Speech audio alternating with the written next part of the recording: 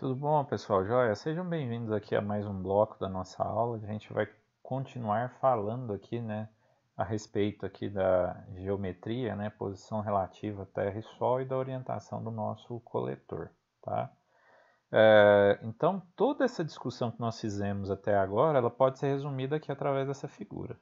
Então, aqui está todas as considerações que a gente precisa levar em consideração para fazer um posicionamento adequado do nosso sistema solar fotovoltaico, tá?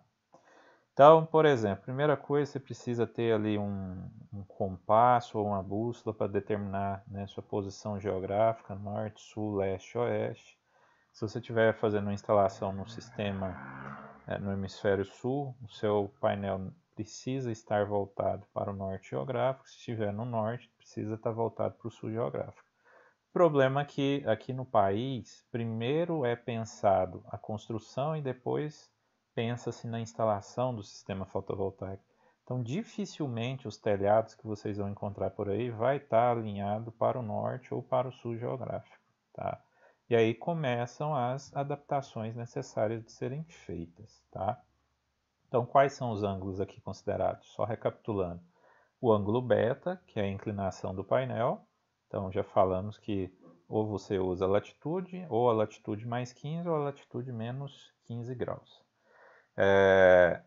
Bom, o nosso ângulo azimutal, tá? Então, tá aqui o nosso ângulo azimutal aqui no caso. Então, se você tem o seu telhado numa posição diferente do norte geográfico ou do sul geográfico, você já vai ter uma diferença ali no seu ângulo gama, tá?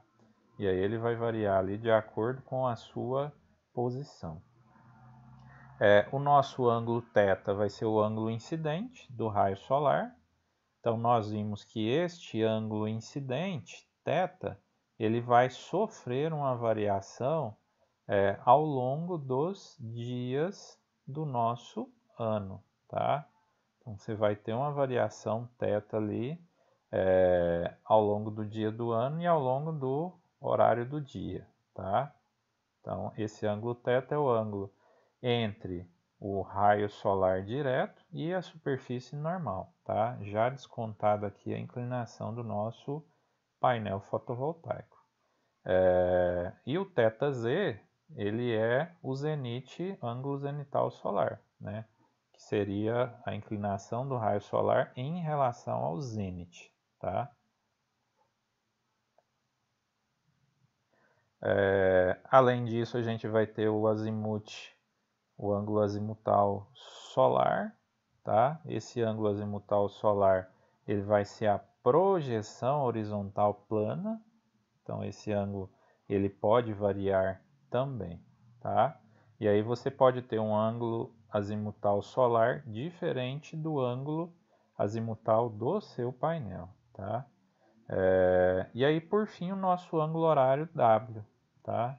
Nosso ângulo horário W, que é a variação da posição relativa do Sol na abóbada solar, na abóbada terrestre, né?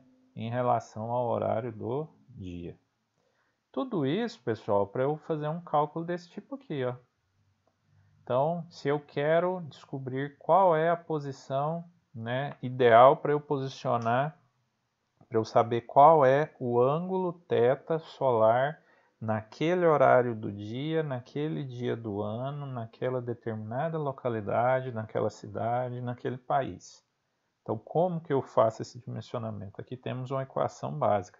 Isso aqui é um modelo, tá, pessoal? Existem vários modelos para esse tipo de cálculo. Esse aqui não é um modelo único, tá? Existem vários modelos, esse aqui é um modelo bastante elaborado. Então, quais são as características que a gente vai considerar do raio solar? Essas constantes, A, B, C, D e E.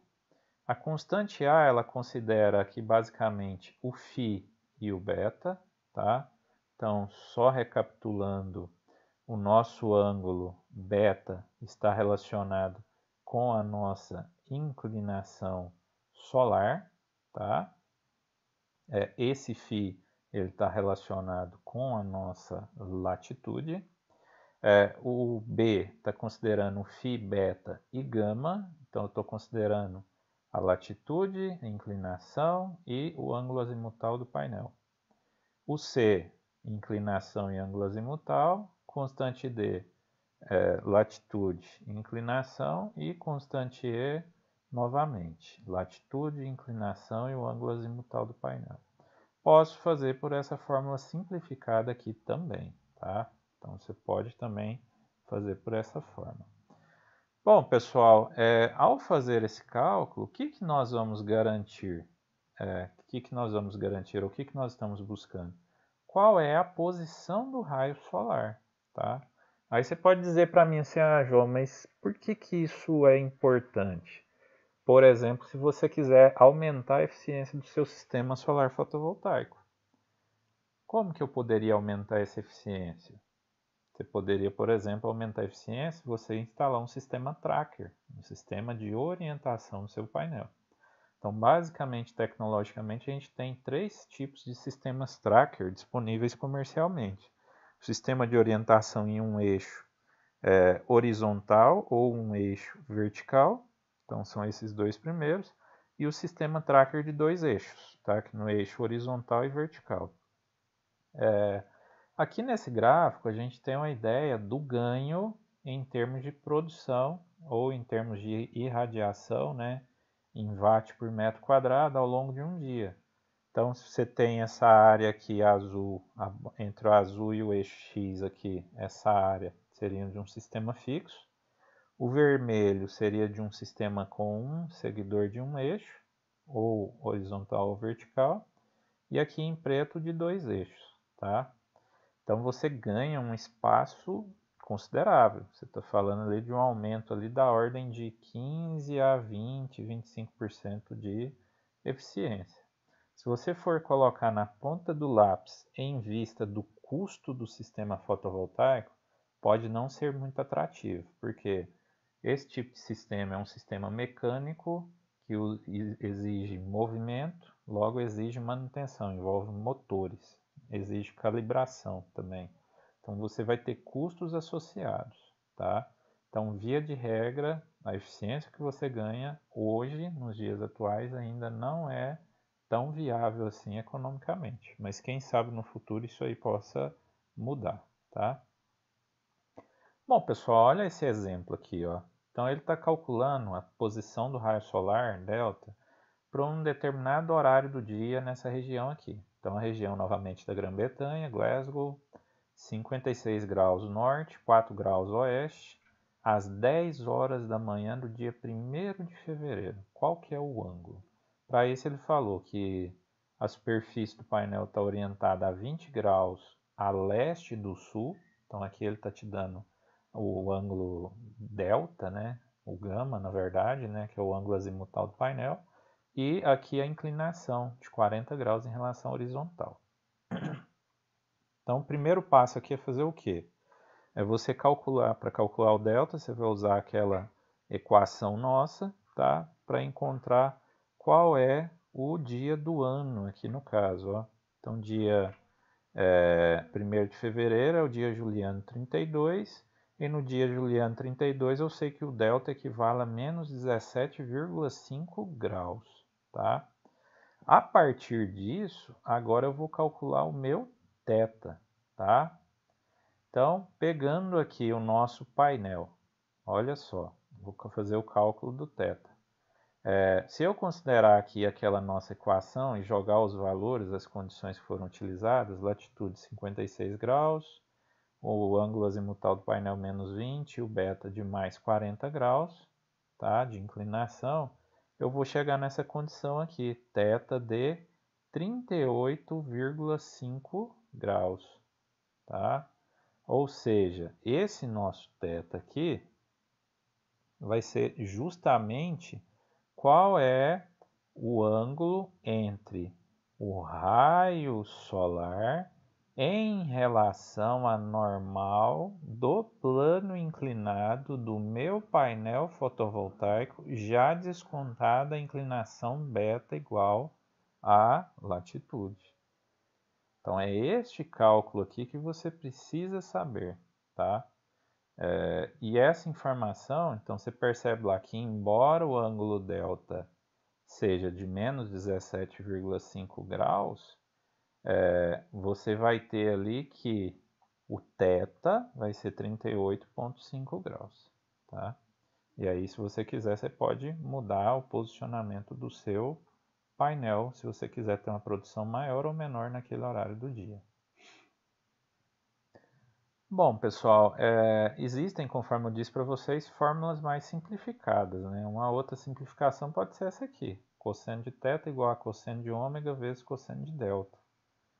Então, eu consigo calcular o meu θ conhecendo só o ângulo horário e o próprio delta, tá? Então, seria uma equação mais simplificada.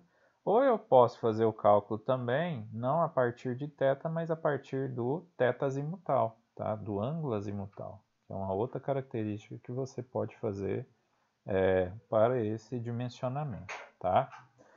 Bom, pessoal, aqui, só para encerrar, demonstrando a irradiação horizontal global, como que é a sua variação ao longo das várias estações do ano, tá? Então, aqui também numa região de grande latitude, latitude elevada, 52 graus norte, lá na região da Grã-Bretanha também. Então, você pode ver que na época do inverno, a sua irradiação é muito pequena no plano horizontal, ao passo que no mês de junho é bem grande, tá? E também a amplitude de variação em relação ao horário do dia. Então você tem um dia bem mais curto no inverno e um dia bem mais longo no verão, tá? E aí se eu for fazer isso num gráfico acumulado, eu vou ter um gráfico mais ou menos desse tipo aqui, um gráfico acumulado diário. Você vai ter lá no início do dia uma irradiação muito baixa e ali no meio do dia, né, uma irradiação um pouco mais alta. Isso aqui foi a irradiação média verificada nessa região, tá? Pessoal, queria deixar aqui para vocês, né, o livro que eu utilizei como base, como referência, foi o livro do Tweedale, Renewable Energy Research, tá? Esse livro é muito bom, só que é um livro estrangeiro, vocês podem ver que boa parte dos textos estão em inglês, né?